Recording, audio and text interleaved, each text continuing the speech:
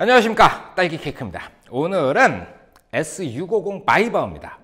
사실 이 차는 리뷰를 안 하고 여러분들께 보여드릴 생각이 전혀 없었어요. 왜 그러냐면 얼마 전에 S580 마이바흐를 했기 때문에 이건 구형이잖아요. 그래서 이건 넘어가려고 했었는데 어제 저희 팀원들하고 같이 칼국수를 먹으러 가기로 한 거예요. 그래서 이걸 타고 가자 그랬는데 운전은 누가 하지? 그러다가 가위바위보로 결정을 하기로 하다가 제가 졌어요. 그래서 제가 이걸 몰아봤는데 그냥 넘어가면 안 되는 자동차더라고요. 그래서 오늘은 특별하게 이 녀석을 여러분들과 함께 살펴보는 시간을 가지도록 하겠습니다.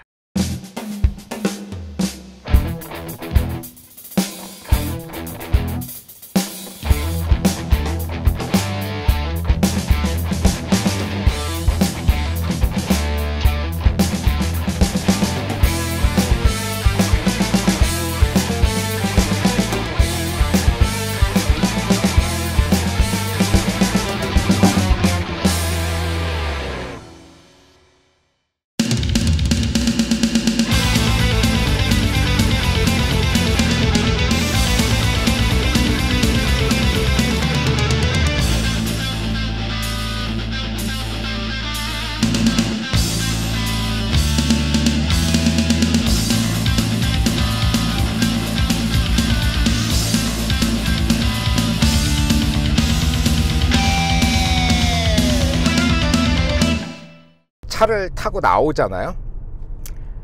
인테리어가 굉장히 사람을 포근하게 만들어요. 이게 이렇게 동그랗고 이런 그 에어벤트라든가 모든 것들이 둥글둥글 이렇게 만들어져 있는데 의외로 사람을 이렇게 감싸는 듯한 느낌을 줘서 굉장히 안락하고 포근한 느낌을 줘요. 자, 먼저 이제 주행을 하면서 말씀드려야 될 거는 엔진에 대한 거인 것 같아요. 엔진은 어떤 게 들어가 있냐면은 12기통 바이터보 6000cc 말을 하면서도 이 숫자가 너무너무 엄청나죠. 그리고 마력은 630마력 정도 되고요. 토크는 102 정도 나온다고 제가 찾아봤어요. 그런데 이게 정보가 어디에 일목요연하게 좀 정리가 되어 있어주면 좋을 텐데 아무래도 세대가 지나간 자동차다 보니까 그런 정보들이 정확하게 나와 있지는 않더라고요. 그래서 대략 그 정도라고 생각해 주시면 되고요.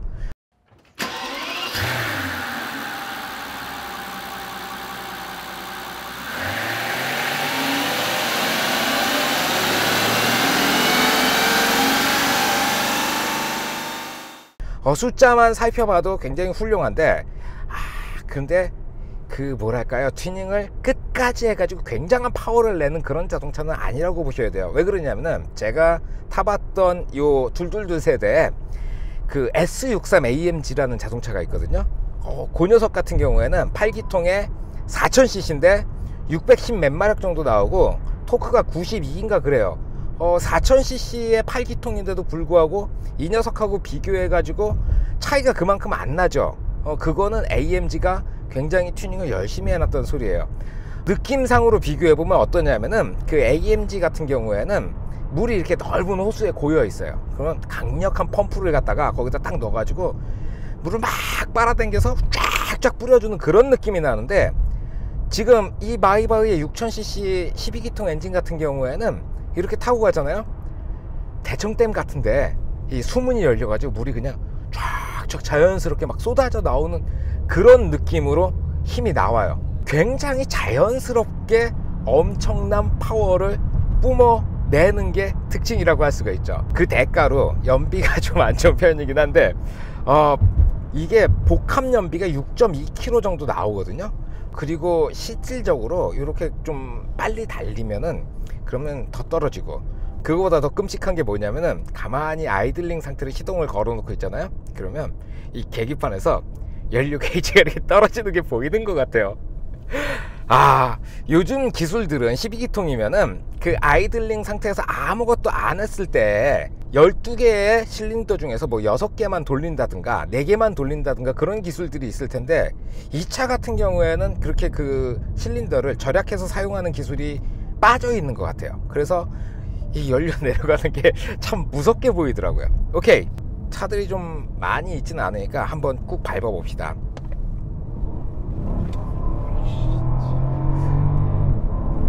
지금 뭐랄까, 여러분들한테 이게 시원스럽게 밟는 걸 보여드릴 수 없는 이유가 얘가 뒷바퀴 굴림이에요. 그리고 겨울이 지난 지가 얼마 안 됐잖아요. 그래서 스노우 타이어를 끼고 있어요. 그렇다 보니까 뭐 스포츠카처럼 그렇게 막 순식간에 막 쫙 이런 느낌으로 보여드릴 수는 없는데 나름 잘 나가요. 거기에다가 나가는 이 느낌이, 제가 예전에 XJL, 그러니까 롱바디 타면서 말씀드렸던 적이 있는데, 차가 길다 보니까 직진에서 가속해가지고 쫙 나가는 이 느낌이 정말 자연스러워요.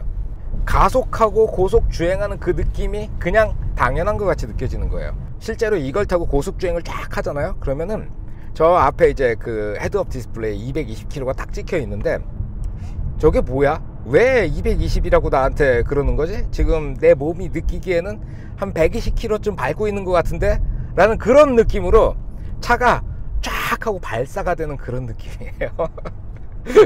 사실 제가 220까지 밟았다는 얘기는 아니고요. 자, 12기통 엔진에 대한 말씀을 드렸고요. 그리고 그 뒤로 이제 7단 기어가 장착이 되어 있는데, 어떤 회사 제품인지 그것도 찾을 수가 없더라고요. 제 생각에는 ZF나 이런 회사 게 아니고 메르세데스에서 이 차를 위해서 만든 게 아닐까 싶은데, 이 미션에 대한 정보는 제가 찾을 수가 없더라고요. 그 아시는 분이 계시면 미션에 대한 정보도 저한테 조금 댓글로 남겨주셨으면 좋겠네요. 엔진과 미션에 대한 얘기를 했는데, 사실 그거보다 더 쇼킹한 게 뭐냐면 서스펜션이에요. 이 차에는 MBC라는 서스가 들어가 있어요. 예전에 요 전 모델까지 ABC 서스가 들어갔거든요. 액티브 바디 컨트롤, 얘는 매직 바디 컨트롤이라는 게 들어가 있어요. 이게 어떤 기능이냐면은, 여기 보면은 스테레오 카메라가 달려 있거든요. 이걸로 노면을 촬영을 해가지고, 노면은 뭐 과속 방지턱이라든가 아니면 뭐 범프 같은 걸 만났을 때 그걸 미리 인지를 하고 있다가 그게 바퀴 앞으로 오면은 바퀴를 움직여줘요. 그 범프의 반대 방향으로. 그래서 차가 이 턱을 딱 만나잖아요. 과속 방지턱을 넘어갈 때, 우리 보통 넘어갈 때 덜컹 하면서 이렇게 되잖아요. 없어요. 바퀴만 올라갔다 내려와요. 그러니까 앞을 보면서 가고 있으면 그냥 지나가요. 실제로 타보니까 너무 대단한 것 같아요. 그렇게 과속 방지턱에서 올라오는 느낌까지 다 사라지게 만들 정도면은 그냥 뭐 구름 위를 떠서 다니는 그런 느낌일 거라고 저는 예상을 했는데, 실제로 타보잖아요. 그러면 그런 범프는 다 없애주면서도 바닥에서 올라오는 노면 느낌이 어느 정도 엉덩이로 전달이 돼요. 이게 표현하기가 굉장히 힘들더라고요.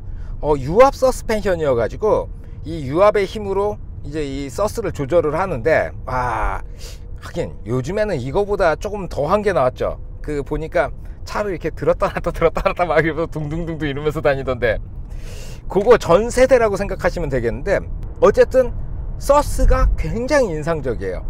특히 저속에서 그렇게 달릴 때도 인상적이긴 한데, 코너를 틀거나 고속 주행을 할 때도 이걸 뭐라고 표현을 해드려야 될지 모르겠어요.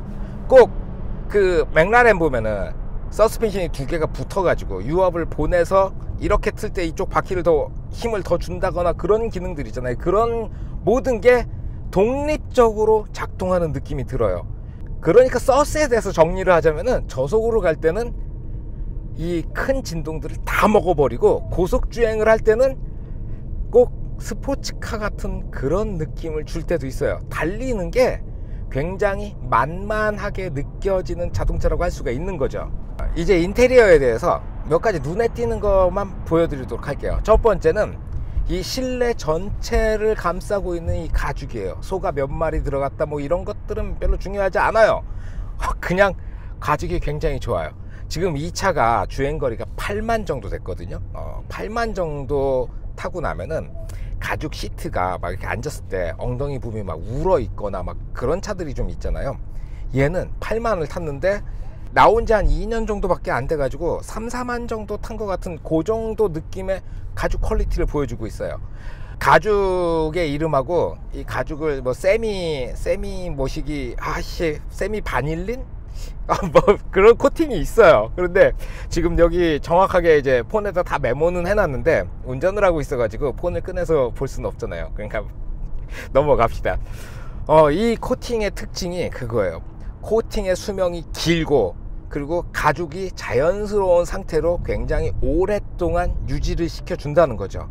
제가 어지간하면 가죽 얘기를 그렇게 잘 안 하거든요. 뭐 북극권에 가깝기 때문에 모기가 없는 지역에서 생산된 소의 가죽을 이용해서 뭘 만들었습니다, 그런 거보다 이 가죽이 훨씬 더 좋은 것 같아요. 이 가죽은 제가 문외한인데도 불구하고 굉장히 뛰어나다는 생각이 드는 그런 게 있는 거죠. 자, 그리고 또 눈에 띄는 게 뭐냐면 여기 아날로그 IWC 시계가 여기 하나 박혀 있거든요. 이거 아까 이 차고 안에 있을 때는 시계가 안 맞았어요. 뭐 때문에 그랬는지 모르겠는데, 근데 밖으로 나와가지고 위성이랑 딱 만나니까 얘가 빙글빙글 돌더니 시간을 딱 맞추더라고요. 이거 굉장히 놀라웠어요. 아날로그 시계인 줄 알았더니 최첨단 시계가 아날로그 방식으로 표현이 되어 있는 거였죠. 그리고 지금 이렇게 앰비언트 라이트를 다 끄고 있어요. 그거는 이제 카메라에 앰비언트를 딱 키면은 파란 불빛이 들어가 가지고 그것 때문에 지금 꺼놓긴 했는데, 제가 알기로 앰비언트 라이트를 처음 들어간 게 S클래스는 아니지만 이렇게 적극적으로 앰비언트 라이트를 실내에 적용한 건 S클래스가 맞는 것 같아요. 이 S클래스 차들이 나왔을 때, 그러니까 둘둘둘 모델이 처음 나왔을 때도 보고 굉장히 감동적이었거든요. 꼭 무슨 네온 사인 같아야 되는데 그게 실제로 보니까 잘 어울렸단 말이죠. 이 차한테도 이 앰비언트 라이트가 과하지 않게, 그게 제일 중요한 포인트입니다. 적절하게 들어가 있는데 굉장히 잘 어울리는 만큼 들어가 있어요. 그리고 지금처럼 앰비언트 라이트를 끄고 다닐 수도 있고요. 거기에 색깔을 바꾸거나 이런 것들은 다 기본적인 거죠. 제가 앰비언트 라이트를 꺼놓은 이유는 사실은 저 사이드 미러에 앰비언트 라이트가 비쳐가지고 옆이 안 보이는 경우가 종종 있었어요. 그것 때문에 지금 꺼놓고 다니고 있는데, 혼자 이렇게 딱 어두운데 차를 세워놓으면 앰비언트 라이트를 키면은 좀 위로가 되는 그런 느낌이 있거든요. 그거 좋더라고요. 오케이, 자 넘어가고요. 그 다음에 눈에 띄는 게 부메스터 오디오예요. 부메스터가 둘둘둘부터 들어갔던 걸로 기억을 하는데, 오디오를 딱 키잖아요. 여기 앰비언트가 딱 뜨면서 앰비언트 괜히 껐나? 이 트위터가 빙글빙글 돌면서 싹 올라와요. 괜찮더라고요. 사실 트위터가 저를 이렇게 보고 있는 게 아니고 이렇게 이쪽 그래서 크로스가 이쯤에서 크로스가 되는 형태의 좀 트위터를 여기 세팅을 해놨는데, 기획이라든가 의도 같은 것들은 굉장히 뛰어난 것 같아요. 거기에 스피커가 보이지 않는 곳들, 뭐 보이는 곳들 이렇게 축축축축 박혀 있어 가지고 꽤 많이 박혀 있기 때문에 스피커 여러 개를 이용해서 그 사운드를 만들어내는 기능 자체는 굉장히 뛰어나요. 그러니까 입체 음향이라든가 음향을 조정했을 때 나오는 그 음악의 색깔 같은 것들은 괜찮은데, 근데 각각의 유닛들이 분리도가 너무 크다 보니까 어떠한 경우에는 베이스가 너무 붕붕거리는 경우도 있고, 그리고 어떠한 경우에는 그 하이가, 그러니까 고음이 너무 쏴대는 경우도 있고 그랬었어요. 그래서 노래마다 설정을 바꿔가지고 최적의 설정을 맞춰 들으면 꽤나 괜찮은 오디오인데, 이게 아무거나 해가지고 듣다 보면은 그렇게 좀 거슬릴 때가 간혹 있더라고요. 그래도 부메스터 오디오를 이렇게 보고 있으면 생긴 건 정말 클래식하고 예쁘게 들어가 있습니다. 그리고 앞좌석을 넘어서 뒷좌석으로 가다 보면은 뭐가 있냐면, 이 센터 터널을 쭉 타고 이 가운데 뒷좌석에는 팔걸이라고 불러야 되잖아요. 근데 이 녀석 같은 경우에는 가운데 이제 콘솔이 들어가 있는데 그 안에 되게 인상 깊은 테이블이 들어가 있어요. 다른 차들 같은 경우에는 뒷좌석에 이렇게 테이블이 올라오면은 테이블이 조금 약했어요. 막 건들건들거리고, 이 차도 물론 움직이긴 해요. 소재가 굉장히 단단하게 느껴진다는 거죠. 그리고 아이패드라든가 노트북을 올려두고 작업을 해도 버틸 만큼 튼튼하게 만들어져 있더라고요. 집에서 혼자 작업하다가 집중이 잘 안 되고 그러면은 이걸 세워놓고 뒷자리에 들어와서 노트북을 그 위에 올려놓고 작업을 하는 거예요. 진짜 아늑하고 포근하고 그 테이블의 쓸모가 확실하게 느껴지는 제가 여태까지 봤던 테이블 중에서 제 마음에 드는 테이블이었어요. 오케이, 나머지는 굉장히 일반적인 사항이니까 의자가 편하다, 뒷자리가 편한 건 당연하죠. 뭐 리클라이닝이 되는데 뭐 46점 몇 도까지 리클라이닝이 된다, 뭐 그런 거부터 시작해 가지고 이 차의 뒷자리는 원래 퍼스트 클래스 같이 생겼어요. 그 생긴 게 퍼스트 클래스이기 때문에 딱 앉아보면 그런 느낌이 난다고 말씀드릴 수가 있는 거죠. 외관을 잠깐 설명드릴게요. 사실 앞에서 보면은 메르세데스 S클래스예요. 뒤에서 보면 메르세데스 S클래스예요. 옆에서 봐야 마이바흐처럼 보여요. 일단은 S클래스 롱바디보다 좀 더 길고요. 그리고 이 불판 휠 이쪽 이 불판 휠이 굉장히 아이코닉해요. 거기다가 C필러에 달려있는 저 마이바흐 마크 요 딱 세 가지로 이게 마이바흐구나 라고 구별할 수 있을 것 같아요. 그래서 외관은 그냥 뻔하게 생겼으니까 이 정도만 하고 넘어가도록 할게요.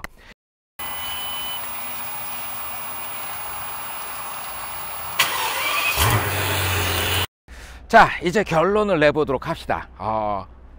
굉장히 운전보다도 고속주행이, 코너링이 수월한, 우습게 느껴질 정도로 만만한 그런 드라이빙 능력을 가지고 있어요. 저는 굉장히 의외였어요.